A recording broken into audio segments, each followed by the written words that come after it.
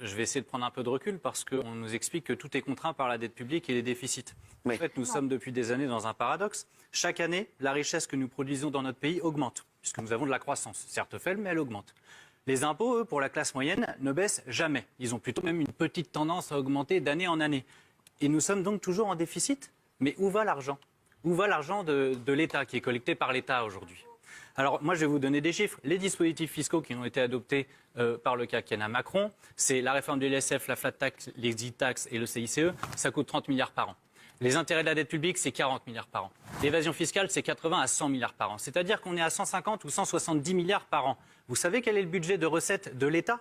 C'est 240 milliards. Ça veut dire ce qui va dans la poche des 1, voire des 0,1% les plus riches, c'est quasiment 3/4 du budget des recettes de l'État. On en est là aujourd'hui. D'accord, vous êtes une classe moyenne, hein, Oui, bien sûr. Voilà. Je fais partie effectivement de la classe moyenne, peut-être même CSP+. Voilà, c'est ça. Mais effectivement, les gens en ont ras-le-bol de supporter sur leurs épaules tout le poids de l'impôt pour constater quoi? Qu'en contrepartie, tous les services publics du pays sont en train de s'effondrer. Et on est en train de parler de la santé, de la justice, de l'éducation et de la police. Donc il faut absolument que l'argent qui est collecté par l'État servent les services publics et servent les gens en général. J'ai deux propositions. La première, c'est sur l'évasion fiscale. Elle est très simple.